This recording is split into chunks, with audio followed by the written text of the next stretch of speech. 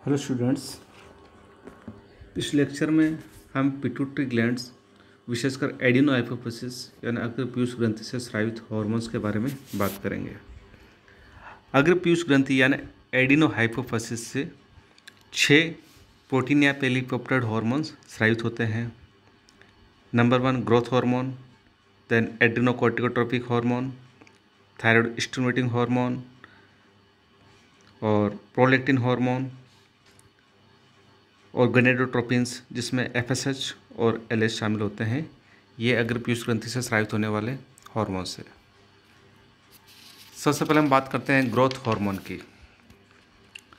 Growth hormone जिसको वृद्धि hormone कहते हैं, अग्रपीयूष ग्रंथि की एसिडोफिल कोशिकाएं सोमेटोट्रोफ द्वारा स्रावित होता है। इस हार्मोन को स्रावित करने वाली सेल्स सबसे अधिक संख्या में पाई जाती है। ये हार्मोन एक पॉलीपेप्टाइड हार्मोन है और इसका आणविक भार मैमल्स में लगभग 22,000 होता है। ह्यूमंस में ग्रोथ हार्मोन 191 एमिनो एसिड्स से बना हुआ एक पॉलीपेप्टाइड श्रृंखला होता है। रासायनिक संगठन में वृद्धि हार्मोन प्रोलैक्टिन और कोरियोनिक सोमेटोमोटापिन के समान होता है। वृद्धि हार्मोन के फिजियोलॉजिकल फंक्शन की हम बात करें तो ग्रोथ हार्मोन बर्थ के बाद में ग्रोथ तथा कार्बोहाइड्रेट, वसा और प्रोटीन और खनिज लवण उपापचय के लिए रेस्पॉन्सिबल होता है।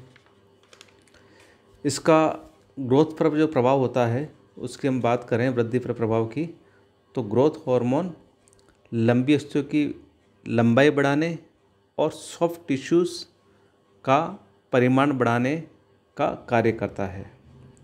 यही वजह है कि एडोलसेंस स्टेज यानी किशोर अवस्था में ग्रोथ हार्मोन अधिक प्रभावी होता है। अब जो ग्रोथ दो तरह से होती है, एक तो बोन्स की ग्रोथ और एक सॉफ्ट टिश्यू की ग्रोथ। ये दोनों किस प्रकार होती है, तो बोन्स की ग्रोथ की हम बात करें तो कंकाल ऊतकों पर ग्रोथ हार्मोन का प्रभाव इनडायरेक्ट होता है, अप्रत्यक्ष होता है।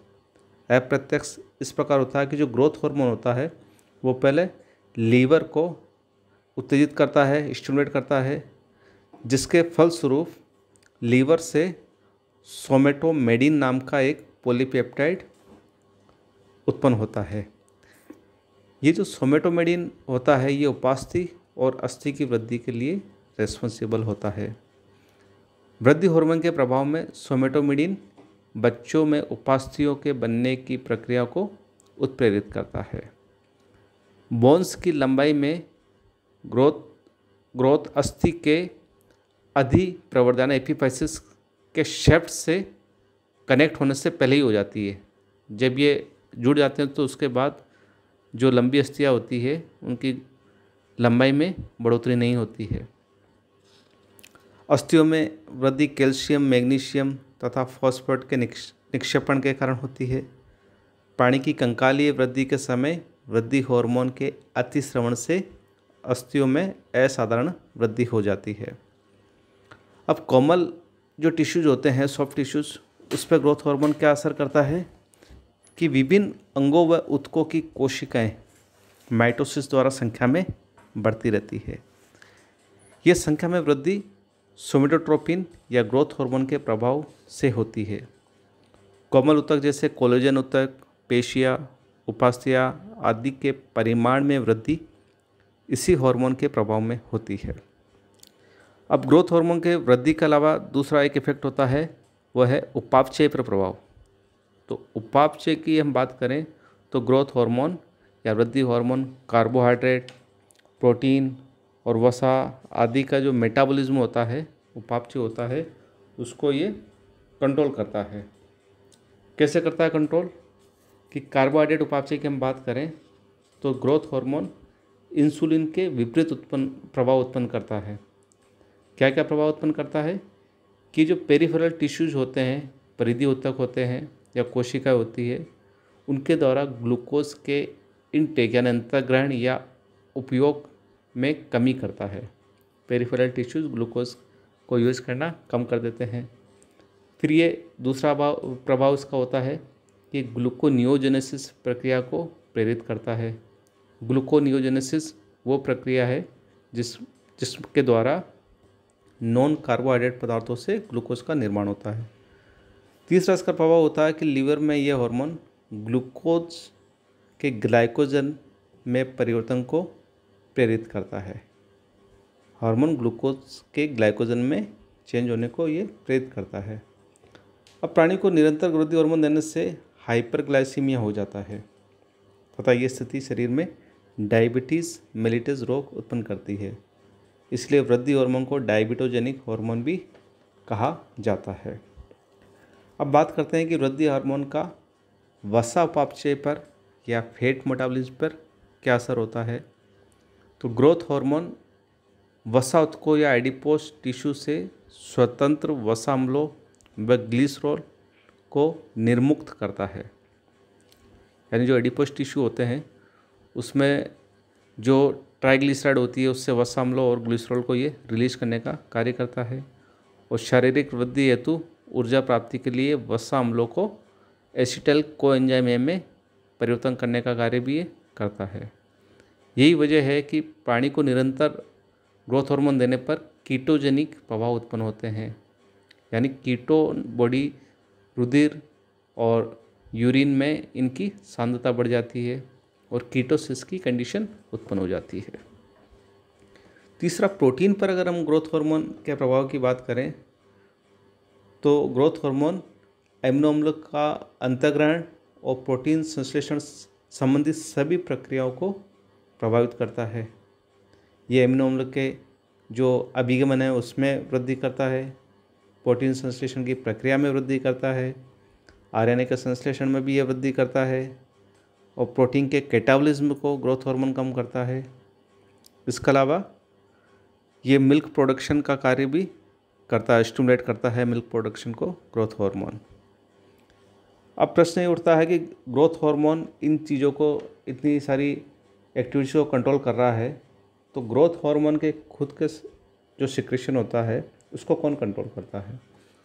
तो वृद्धि हार्मोन के सिक्रेशन पर एक तो हाइपोथैलेमस का कंट्रोल होता है। हाइपोथैलेमस से दो हार्मोन निकलते हैं, एक तो ग्रोथ हार्मोन रिलीजिंग हार्मोन और ग्रोथ हार्मोन इनहिबिटरी हार्मोन। जब ग्रोथ हार्मोन रिलीजिंग हार्मोन यानी वृद्धि हार्मोन मोचक हार्मोन हाइपोथैलेमस से निकलता है तो ये हार्मोन अग्र पीयूष ग्रंथि में जाके ग्रोथ हार्मोन्स के श्रवण को या सिक्रेशन को बढ़ाता है।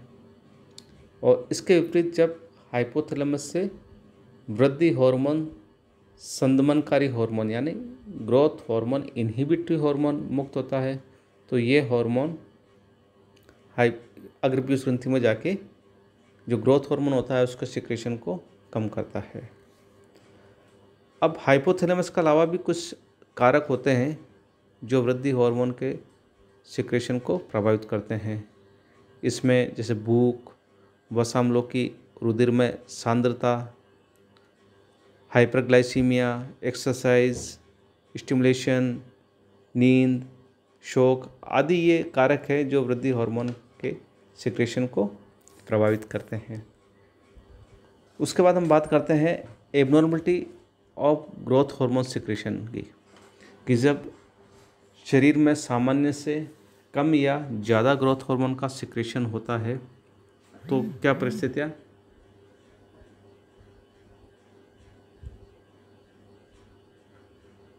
उत्पन्न हो जाती है उसकी हम बात करते हैं। तो जब हाइपोसिक्रेशन होता है ग्रोथ हार्मोन का, वृद्धि हार्मोन का अल्प स्रवण होता है तो उस कंडीशन में जो शरीर की जो सामान्य वृद्धि है वो रुक जाती है। इसके फलस्वरूप वामनता या ड्वार्फिज्म वाली कंडीशन उत्पन्न हो जाती है। और जब हाइपर सिक्रेशन हो यानी ग्रोथ हार्मोन का सिक्रेशन सामान्य से अधिक हो तो फिर क्या है कि दो कंडीशन हो जाती है कि अगर एक तो क्या है कि बचपन से ही अगर सिक्रेशन बढ़ जाए तो उस केस में अतिकायता यानी जाइंटिज्म वाली कंडीशन हो जाती है। अतिकायता मतलब शरीर का आकार असामान्य हो जाता है, बहुत बड़ा हो जाता है शरीर। और दूसरा क्या है कि अगर कंकाली वृद्धि होने के बाद अगर ग्रोथ हार्मोन का सिक्रेशन में वृद्धि होती है, बढ़ता है, तो फिर उस कंडीशन को बोलते हैं एक्रोमेगेली, यानी अग्र अतिकायिता बोलते हैं। अग्र अतिकायिता में क्या होता है कि हाथ और पाँव की जो छोटी अस्थियाँ तथा चेहरे की अस्थियाँ में ग्रोथ बढ़ जाती है। इस पर कोमल ऊतकों पर भी वृद्धि हो जाती है, जबड़े बाहर की ओर आ जाते हैं और नाक सामान्य से बड़ी हो जाती है। जो फीट होते हैं वो भी बड़े हो जाते हैं और उंगलियां भी मोटी हो जाती है। तो ये है ग्रोथ हार्मोन की एबनॉर्मल कंडीशन। उसके बाद हम दूसरा हार्मोन एड्रेनोकोर्टिकोट्रोपिन की बात करते हैं, जिसे एड्रेनोकोर्टिकोट्रोपिक हार्मोन या एड्रेनोकोर्टिकोट्रोपिन भी कहा जाता है। कोर्टिकोट्रोपिन हार्मोन का संश्लेषण पिट्यूटरी ग्लैंड की एसिडोफिल कोशिकाएं कोर्टिकोट्रोप्स से होता है।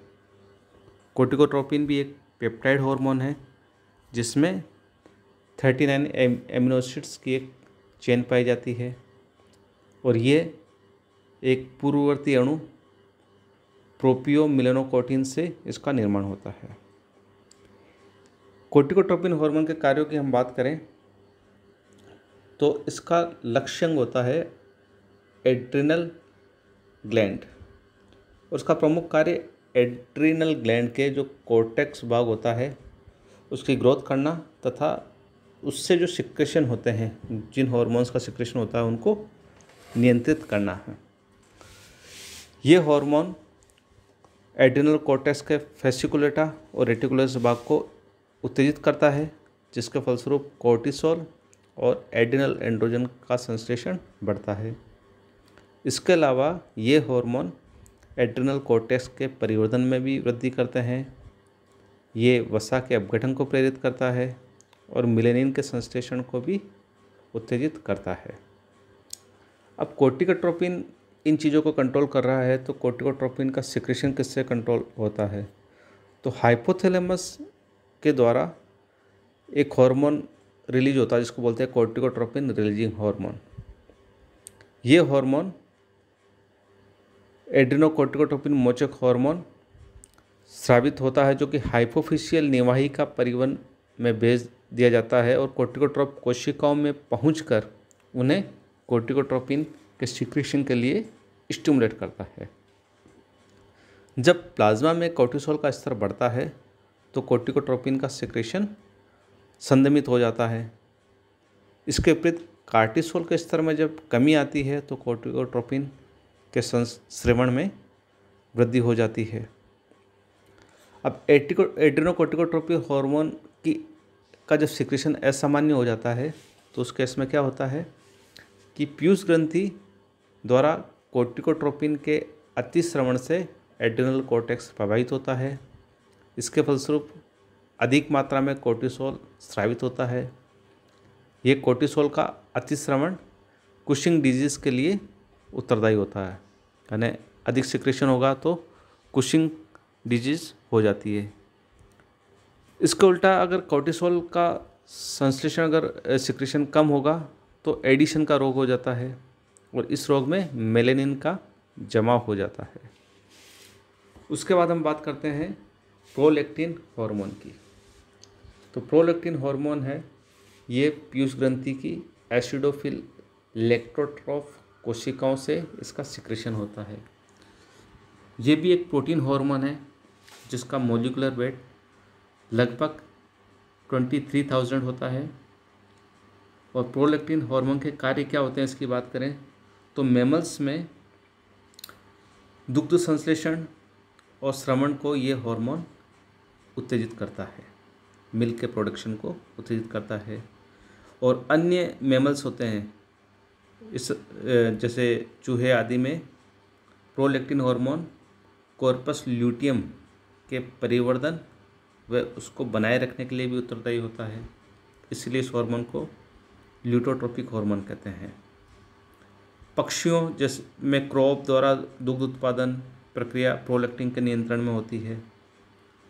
उसके अलावा प्रोलैक्टिन हार्मोन के प्रभाव में जो मातृक नैसर्गिक प्रवृत्तियाँ प्रकट होती है, जैसे पक्षियों में घोंसला बनाने की जो प्रवृत्ति होती है उसके लिए भी प्रोलैक्टिन हार्मोन जिम्मेदार होता है। अब प्रोलैक्टिन हार्मोन का जो सिक्रीशन होता है उसका नियंत्रण कैसे होता है उसकी हम बात करें तो प्रोलैक्टिन का सिक्रीशन हाइपोथैलेमस द्वारा उत्पन्न प्रोलैक्टिन रिलीजिंग हार्मोन तथा प्रोलैक्टिन इनहिबिटरी हार्मोन के कंट्रोल में होता है।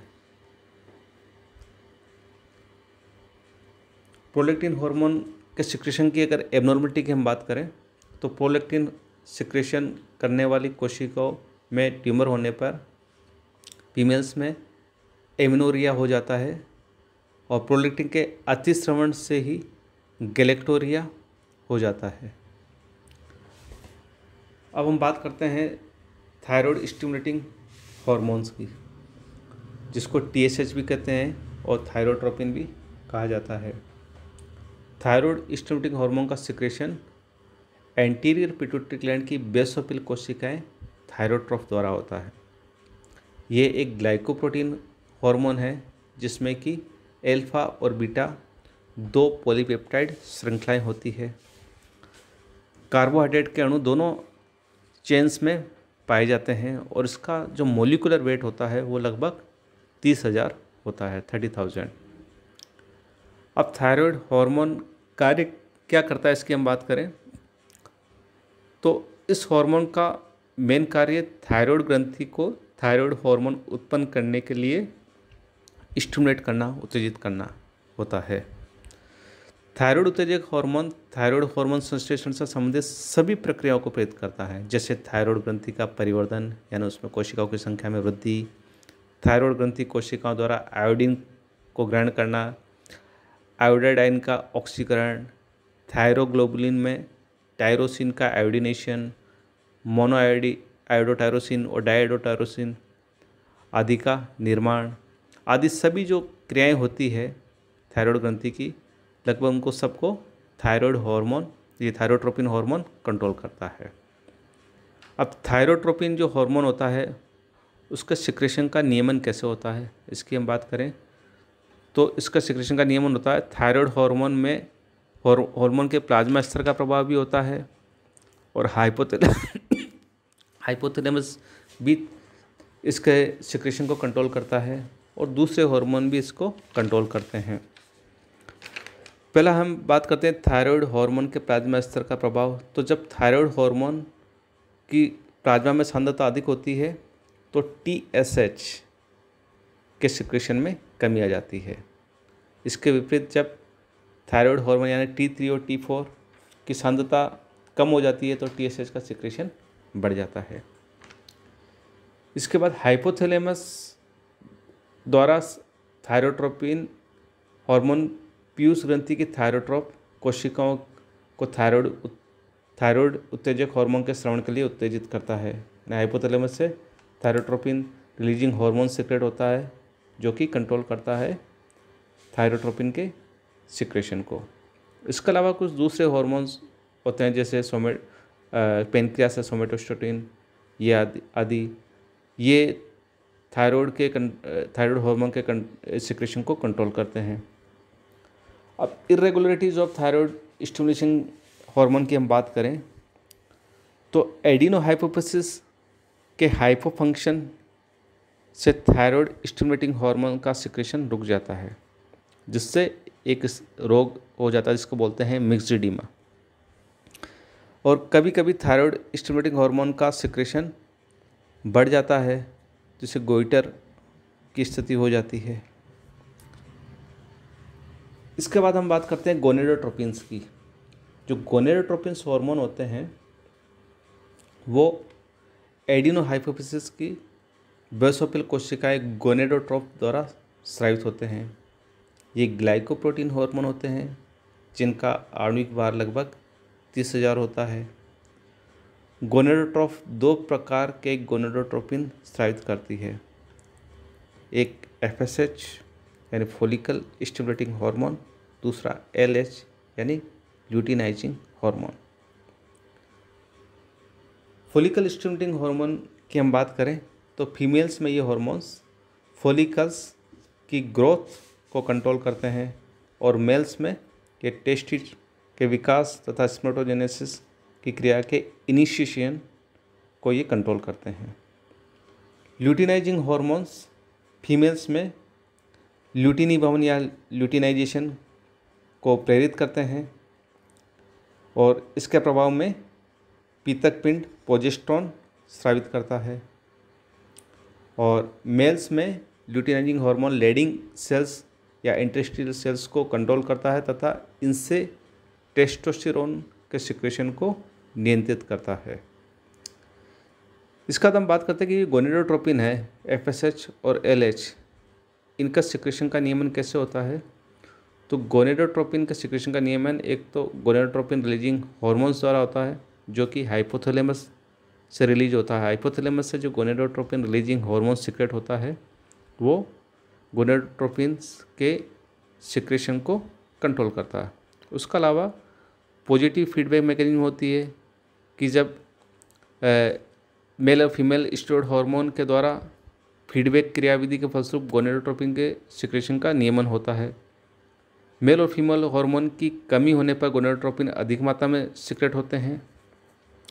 और इसके बाद नेगेटिव फीडबैक मैकेनिज्म की हम बात करें तो ये जो हार्मोन्स है गोनेडोट्रोपिन, ये जो मेल और फीमेल हार्मोन्स है उनकी अगर अधिक मात्रा होती तो इसका सिक्रेशन कम हो जाता है। इस प्रकार हमने अग्र पीयूष ग्रंथि से स्रावित इन 6 हार्मोन्स के बारे में अध्ययन किया और ये जो हार्मोन्स है ये बहुत सी अन्य जो ग्रंथियाँ होती है एंडोक्राइन ग्लैंड उनके कार्यों का नियंत्रण करते हैं।